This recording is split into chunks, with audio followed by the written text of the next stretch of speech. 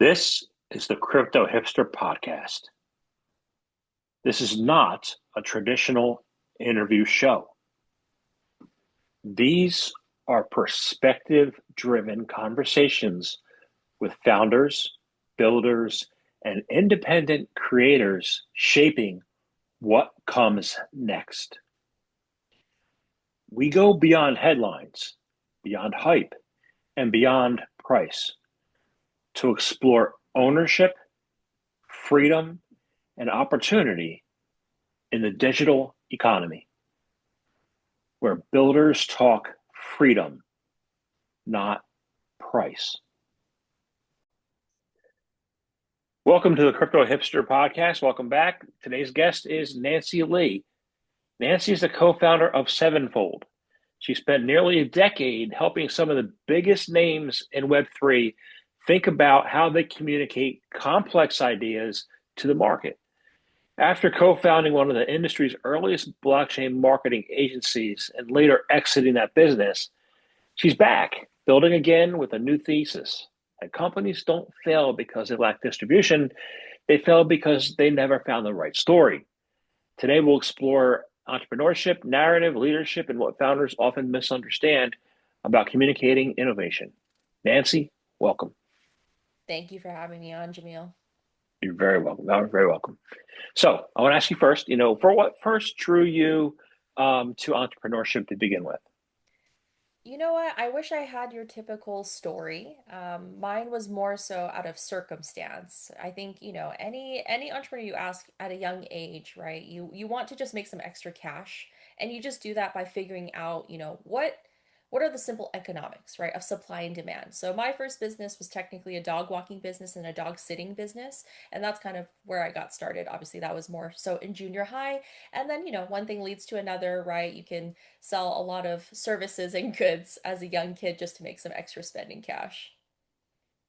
Awesome. So you went into crypto in 2013. Mhm. Uh, what why led you there? And then what did you realize that it wasn't just simply technology trend, it was something greater? Oh, absolutely. And I also wish I had this crazy story where I came across this Bitcoin white paper. That is definitely not the case. So the way it happened was essentially my parents had a warehouse and these guys rented out a corner, a tiny little corner of the warehouse. Little did I know that they were actually mining Bitcoin. For a long time they were just setting up computers and it felt like, oh, maybe this is just where they work as an office. And between water cooler conversations over the next few months, they would mention the term Bitcoin, and I would say, oh, no, that's a scam, not for me. What are you guys doing with your lives type of situation. And I would say it took a solid maybe 4 months of just, hey, did you think about this? Oh, did you know this is how the financial world works? And over time, they were able to kind of explain more of the philosophical reasons of why Bitcoin exists. And honestly, that's honestly what converted me. So at that point, my husband and I, we owned a traditional Web2 marketing agency, and we were advising big brands, right? Like the Fords, the American Cancer Society, Chick-fil-A, you name it. And on the side, I was also a lurker on Bitcoin Talk, which was, an OG Bitcoin forum. Not a lot of people know about it. You don't need to know about it. But I used to lurk on there, and you just meet a lot of engineers, developers that are saying, hey, I'm working on this product, but I don't know how to market it. I don't know how to talk about it. I don't even know what to do in terms of just getting it into the hands of users and other developers. And so my husband and I, we were just consulting and just pro bono consulting individual dev teams on the side, and just realized, oh wow, this is a budding space and there is so much of a need for more creative, maybe non-technical people to be a part of it, to help them translate their ideas into something that is palatable and understood. What lessons from that first agency that you built still shape how you build today? Absolutely. So one of my early marketing career was spent not in, I would say, traditional marketing. It was a lot of guerrilla marketing. So we primarily focused on things like SEO, but also, like I said, guerrilla marketing. So I carry a lot of that with me even to this day. I think when you think about traditional startups, they think, oh, we're gonna buy some influencers, we're gonna pay for some ads, we're gonna sponsor some conferences. However, a lot of companies really don't understand that in the beginning, you obviously don't have budget to do that. So how do you figure out that cold start problem? And through that is guerrilla marketing, right? So there's obviously different tactics that we can obviously dive into, and how you get people excited early on with very little budget. And, companies in this day and age, even if you do raise a ton of money, you can scream into the void, but if you don't have early user feedback, early buy-in, what's the point? So what were some of those guerrilla marketing tactics, or what were some of the lessons that you learned by teaching those guerrilla marketing tactics? Absolutely. So some guerrilla marketing tactics would be, for example, a founder being on different platforms like Reddit and even Bitcoin Talk, right? Of saying, "Hey, this is what I'm building." I in tech, it's been very prevalent of the concept of building in public. It was just taking that concept and replicating it on different social media platforms. So then at that point, you get people asking questions, thoughtful questions of what you're building, right? For example, from 2014, I would say, to 2019, the crypto industry was very intellectual. It was a lot of infrastructure wars, it was debating about consensus mechanisms. So it was a very interesting thought exercise amongst, the people in the industry. So oftentimes when a company came out and said, "This is what we're building," it was a lot of people just piling in saying, "Why did you build it like this? Why staking? Why this consensus mechanism?" And so it's always important when you're in that stage of just establishing trust, of saying, "Hey, I'm the person behind this company. This is, I pretty much wrote the white paper, I designed, I did the architecture, etc." You establish that credibility with people that respect that type of, discipline. And then from there, once you're able to, answer the questions, then you can kind of weave in a little bit more marketing speak of, "Hey, these are some of the things we're thinking about. We're doing, for example, a token sale, or we're doing this partnership with this huge company." And that way you're able to do a lot of grassroots marketing and get people excited without, spending a ton of money. Got it. Got it. So I recently did some marketing things that were inexpensive. So hopefully they take. We'll see. Hmm. But I want to find out from you, what have you found is harder, building a company or explaining it? Ooh, what? Traditionally, I would say I think it'll always be building a company. And what's crazy about Web3 and crypto as a whole is that we're not building traditional companies, right? When you think about layer ones, they're not building just infrastructure. They're building like a five-ended marketplace, right? Not only are you trying to attract developers, you're trying to get institutional partners, you're trying to get people that are token speculators, right? And then, insert three other parties. And so that has been one of the hardest things to do. Nowadays, I tell companies that, that want to start a layer one and a layer two, I always say you have to have at least $50 million, and just know the next probably decade of your life is going to be dedicated to this thing. And people laugh about that, but I've seen what it takes to build a layer one, and it's not for everyone. And truly getting the right teams in place and then having to manage, like, let's say, a five open-ended marketplace is absolutely insane. So founders come to you because they're lost in their messaging, right? So they don't really know. They know they're a founder. They know they're building a product, but they're more important for the founder to be in front of people, right? So what stage when you're working with them do founders actually usually know or find out who not what they're doing, but who they are? You'd be surprised. Sometimes it's early stage, as in seed, like seed stage, but then as late as Series B. The reason is because, going back to the intellectual aspect of our industry, a lot of founders are going to be more technical, more engineering backgrounds. And funny enough, all that archetype falls into the same pitfalls and the same logical fallacies, right? Common ones include, "If I build it, they will come. Marketing doesn't matter." Or, "Once we do this, then people will get excited." And that's the problem, right? And what we're commonly seeing, especially this year, is that a lot of companies are revisiting their brand positioning or their messaging because they just cobbled something together and then just kept going. And then they realize, "Oh shoot, this whole time, the past 6 years, no one has any idea of who we are, what we are, and they can't explain it in less than, let's call it, 5 sentences." And that's always a red flag. And it's actually very costly down the road, because what happens is, let's call it seed stage, they, get a nice website, maybe they hire a nice branding agency. And it's great having a branding agency, don't get me wrong, but branding agencies, they create language for design systems. So then maybe a year or two down the line, they realize, oh my gosh, we don't have a coherent narrative, we don't have a narrative spine, we need to revisit it. And then after they revisit messaging, then they have to redo branding because they realize, oh, maybe we're not just a perp dex. We do so much more, right?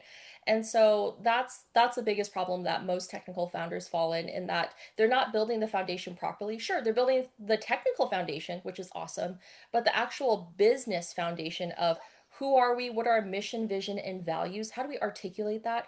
Who are our different audiences, and how do we talk about what we do and what we're building for these different audiences? Every company I see make that mistake. Even like I said, even going through all the way to Series B, through name brands, name changes, you name it. I guess it gets more expensive a lesson as the further you go down Oh the no, it's funding true, routes. especially on the agency route, right? A marketing agency charges a seed stage company very different than a Series B, right? And so that's what founders come to find out is that as time goes on, oh my goodness, these retainers, these packages get insane, and they just become more creative exercises, and they go on for 6 months, 12 months at a time. Okay. So would great marketing ever make up for a weak product? Yes, we've seen that time and time again. Unfortunately. Okay. All right. So then, all right. So let me ask you about your specialty. how do you know, like, how do you know when a story's wrong? You know a story is wrong when it takes you more than two sentences to explain. And if you're talking to someone and they keep asking qualifying questions, that's when you know it's not clear. The other way to kind of do a litmus test is if you're speaking to a crowd of people, even just a group of people, are they even interested?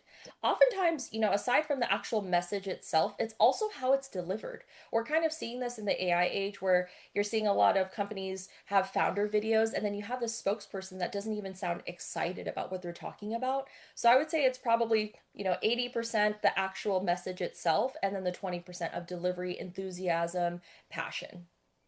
Got it.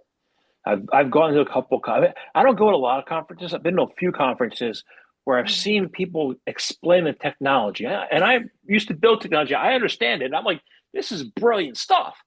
Mm-hmm. But the token price, if you look in the market, is very, very, very inexpensive because nobody understands it.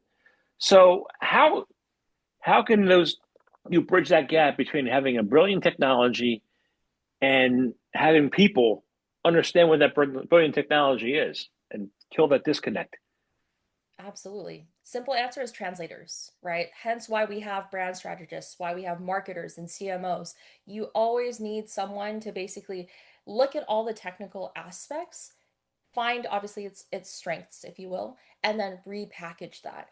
It's actually very rare for, let's say, engineering teams or technical founders to be able to do that. Granted, it's easier nowadays in AI, but there are other aspects, right? When you think about traditional marketers, right, we are the eyes and ears of the world, right? We're looking at trends, we're looking at other industries, we're looking at what resonates, we're studying competitors, and so that's where I say you as an organization it's important to have the engineering department, absolutely, but it needs to be rounded out with more translators and people that just have a pulse into what's going on into the rest of the world and even just your ideal demographic. Got it. So you would say that AI makes storytelling easier or harder? It makes it easier because, if you were to think a seed stage founder can just say, hey, let's copy and paste our product, right, into Claude and say, summarize it, make it appealing to, let's say, enterprise customers. Then you have a starting point. However, I honestly rarely see that mainly because, like I said, technical founders usually fall into the same pitfalls of we don't need to do that. Once we throw out all of our features and talk about, all the things that you can do, then they'll understand and they'll become a customer. Got it. So you started in 2013. And I started in 2017 when I started an ICO boom, right? There's a lot, reminds me like what, no, I want to find out what similarities do you see between, early crypto and today's AI boom? Ooh, you know what? It's interesting. I think traction is definitely like that kind of excitement is actually something I miss in this industry. In 2017, I started, so I bought Bitcoin in 2013, and then my marketing agency in blockchain and crypto was started in 2016. So we've done, a lot of ICOs, and I really miss that excitement in the early days of, oh my gosh, this could be something big. So I do see that parallel to AI of like, oh my gosh, this could be something big. However, Web3, unfortunately, in the early days of, let's say, 2017 to 2020, fell into a lot of gimmicky, cheap marketing, right? Whatever people could do for vanity metrics and vanity marketing just to drive hype and FOMO, that's what worked. I have to give a lot of props to AI. The AI industry has done such a great job of taking a very technical product, a very intimidating and, sometimes dystopian technology, right? It's very polarizing, and they're able to abstract that away. For you, even just for, OpenAI to develop like a chat interface to make it approachable, that was, groundbreaking. So I have to give AI its flowers in a sense that they were able to take a complex technology, make it so practical that someone could really understand the power of it. And then, they branded it well. They do a lot of awesome visuals, and they're able to really show the benefits and the power of AI. Where we're going wrong in Web3 is that we're not even there yet. We're still having trouble creating dashboards that work. Our UI, our UX is historically, not the greatest, right? We do a terrible job of educating. So when you think about like a traditional marketing funnel, AI has done a great job of just broad awareness and then moving people to convert into actual users. With crypto, we're still maybe at the top of the funnel of just, we're just trying to tell people that crypto's not a scam. And then you pair that with all the hacks and fraud, it's just not a good look. So there are lots of parallels in any emerging technology category. It's the same thing with the robotics, right? You see a lot of excitement. There's a lot of companies trying to gain foothold. However, every industry has its own tactics of showing, not telling. It's just that Web3, historically, because we're very technical, we're infrastructure driven, we've had a very hard way of doing that. Yeah. You said we've had a gimmicky way too of doing that, you know. So a founder approaches do they build something in which they think is world changing, you know, that's going to change everything, it's going to transform, and you have to deliver to them the truth, right? How you see it without damaging the relationship. Like how do you do it? Well, that's the thing, right? I don't necessarily have to care about preserving a relationship because as an agency and, as a team, we're very exclusive with who we take on. So a lot of the companies that we work with are well funded, right? They've gone through due diligence. So there is, in a sense, like actual money behind them because in a sense that there's people that have validated their idea already. Also, because we are in, an emerging category and an emerging industry, I also think there's a palette to hear out, any brutal feedback that anyone may have, right? So my job as just not just a marketer or a publicist, if you will, is also the voice of reason. So commonly when companies come to us, it's saying, yes, we need help with marketing. Here are our plans. This is what's in the pipeline. But as someone that handles a lot of narrative work, brand messaging, it's also my job to, in a sense, tell them their baby's ugly in some shape or form. And I'm totally comfortable doing that. We should do that more, right? If we all had yes men in this industry, we wouldn't go anywhere. And what helps kind of soften the blow, and one tactic that we use as an agency is we take a very data driven approach. So if you're saying, hey, we're the new DPIN startup, right, that wants to do it this way and we're changing it in these ways, I'll say, okay, let's look at all your competitors. Here's all of their positioning, their narrative, what's working, what's not, right? And this is why you guys need to approach it differently. Then it's a little bit different than just say, hey, your idea sucks. Got it, got it. So it looks as though, I mean, we have more content creators now than we've ever had, right? Everybody's producing content. Some people like me are producing material through interviewing intelligent people, but a lot of people are coming up with pie in the sky, content out of nowhere. So is attention becoming, more, I guess, expensive or cheaper? It's becoming more expensive, but also cheaper in many ways. So think of it this way, right? I always like to separate our industry and the time periods from 2017 to call it, let's 2021. Oh man, you couldn't even beg anyone to be a content creator, right? To talk about these technologies and these products, right? And then let's say 2020 on, let's call it DeFi summer or NFT summer onwards, you have this huge influx of content creators. So historically, for example, from 2017 to 2021, paying creators super expensive. I won't name names, but some of these videos are 5 to 6 figures for one YouTube video.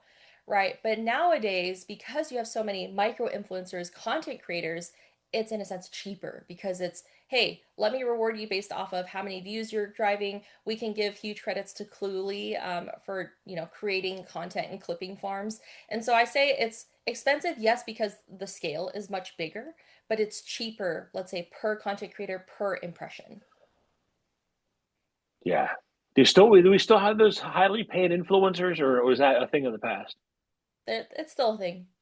It's still a thing. Okay, Hmm. got it. Okay, so let me ask you. I'm going to shift it a little bit towards leadership. What do you think makes a founder coachable? Humility. Oh, I it's funny because in tech, often you find a lot of, let's say, ego. And that's usually a red flag for any third party partner, employee, right? When you're assessing a company you want to work with or for, is humility. I absolutely love founders that can say, hey, I don't know everything, hence why I hired you, or hence why I hired this person. The second you have a founder that, pretty much has a strong thesis in marketing, that's usually, either it goes up or most often than not, it definitely falters. And so that's, I would say, one of the biggest traits of a profound respect for just not just the craft, but also other departments, for example, compliance, marketing, right? Product, even. Got it. So when you come, so let me dive in that humility a little bit. So what's changed about you and your humility since you first founded your first marketing company to now? Well, because we are in crypto and emerging technology, you almost are forced to be humble. Enough bear and bull cycles will humble you, right? And so I say that more as like a service provider, right? Is that you have no opportunity to be egotistical because you can be relevant today and you're dead tomorrow. Uh,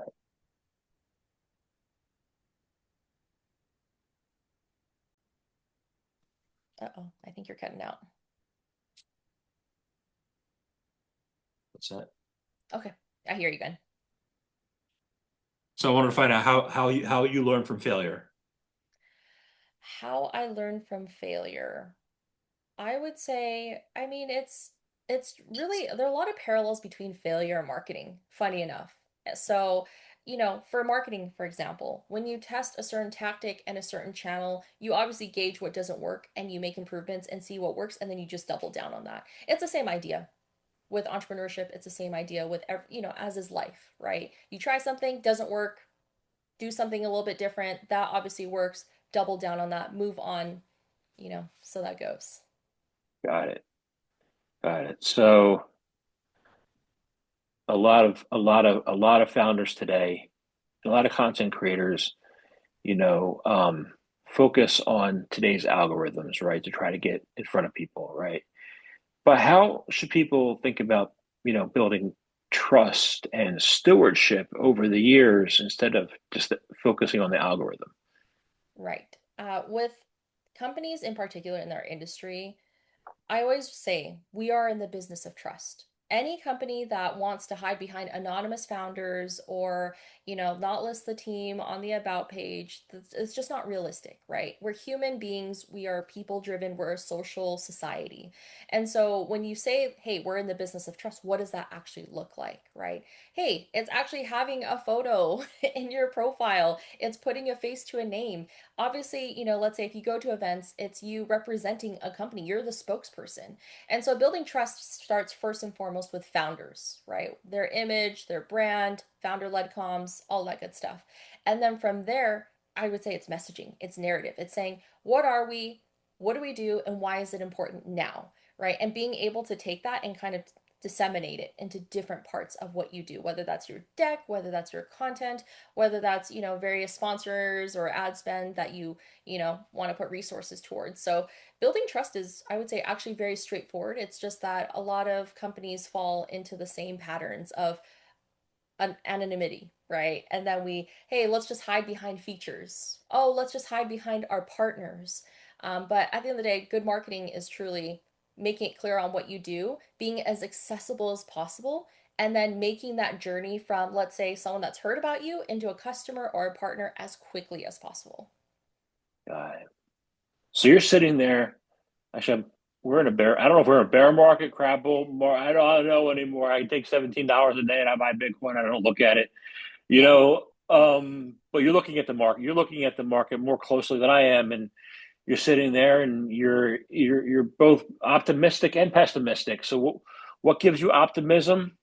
And what are you most curious about today that might be pessimistic that you think has a bright future? Okay. So, yes, we are in a bear market for sure. However, there are so many crazy developments just day in, day out in this industry. This is stuff we used to dream about even just a decade ago. And so I'm just overly bullish on this industry, even more so nowadays. I always say it's funny because we always fall into the same patterns. It's the same cycles, right? From, let's say, September to December, it rips because all these companies realize, oh shoot, Q4 is coming up. We got to deliver something for shareholders, token holders, etc. Obviously Bitcoin rips then. And then January through summertime, it's, this fear, this we don't know, token values drop. And we just repeat this every single year. So any company that can do that, do all their marketing, product, etc., keeping in mind of these market conditions are the ones that truly survive. So as far as things excited about, there's so much, right? Stablecoins are a perfect example. Like I never thought we would ever say, like banks would ever even say the word stablecoin. I was marketing stablecoins when we were arguing about treasury management, whether it was pegged to the US dollar versus algorithmic. So back in the day, stablecoins was just very theoretical. It was just saying, hey, the dollar is weak and dumb for these reasons. Why not have a stablecoin? Nowadays, you have big banks, even this week, Swift literally said, hey, we're discussing stablecoins. We're going to be implementing it into our system. And so when people, share that they have, they're scared, they're uncertain, maybe AI will eat us, we are still so, so early and there's so much opportunity. My only fear now is that a lot of the traditional industries, like let's call it banking or the institutions, will actually just acquire or merge us, or let's say eat our industry as a whole, right? I was in New York last month and I heard someone I would say at the top of Fidelity basically say, hey, Nancy, you know, this technology stuff is really easy to build. Like we could literally go buy a company, we can go hire a bunch of people, we'll get it built. But none of these crypto companies have distribution. And that actually got me a little nervous of saying, hey, you know what? If you look at our current big players in the industry, have they built enough of a distribution, enough of a sticky product to be able to compete with legacy institutions, right? That have distribution, maybe, product innovation is definitely lacking, but they could simply throw resources at it and figure it out. That's a little scary. Yeah. Not supposed to be taken over by corporate. So at least that wasn't the initial intention. So how do you align the original and the continuing vision of the centralization with the fact that the centralized entities can buy it?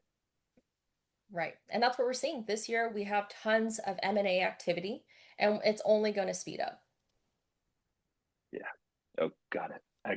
I'll be looking out for that. So I want to ask you a couple final questions. The first one is, at what point does a company's story stop belonging to its founder and start belonging to the people who experience it? After product market fit. So in the very beginning, right, when people invest or let's say become an early customer of a company, they're buying into the founder, right? So that's if we were to boil it down to stages, right? That's like literally angel round all the way to I would say seed stage. after that, that beautiful transition needs to happen. And this is where a lot of companies either do it really well or do it very poorly. And once again, this goes back to humility. Sometimes you have founders that are in the game, just for significance or glory, and that's where they can't let go, right? But then you also have to keep in mind that you're building a company. It should be its own entity, its own persona in of itself. And so that's where that transition needs to help. But generally, I always say like product market fit. Once you have product market fit, it makes it so much easier to just say, not decouple, but just to, hey, let your company take center stage. Then you just become a spokesperson of the company versus for the company, if that makes sense. It does. Interesting. I think that would work for a lot of cases. So, well, I want to thank you and very much for your time today. I have one less important question is, how can people find out more information about Sevenfold and hire you if they'd like to? Oh, yes. Well, I mean, we primarily work with early stage firms, but we work with, all the way up to Series B. Our primary services are just brand messaging, marketing support, and then PR and founder led comms. And so yeah, everyone can find us at sevenfold.io. And just for some more background about us, we've been in this industry for more than a decade now. We were the launching team behind Binance US and Solana. And yeah, we have other clients including Solana, CipherTrace, who later got acquired by MasterCard. We have Trace Finance, Veda, you name it. So as technical or as enterprise, we work with them. And, part of the fun is working with companies that are in the early stages of figuring out, but also helping them on that journey to push them out of the pejorative nest. So yes, you can find us at sevenfold.io, or you can find me on X at This Is Nancy Lee, and we're always happy to have a conversation. We do work with a lot of VCs, funds, accelerators, and incubators. So we do a lot of coaching and consulting just for free, on founders that are figuring out, hey, what are we? How do we talk about ourselves? How do we get, how do we solve the cold start problem, marketing wise? Awesome. Thank you very much for your time today. Of course. Thank you so much, Jamil.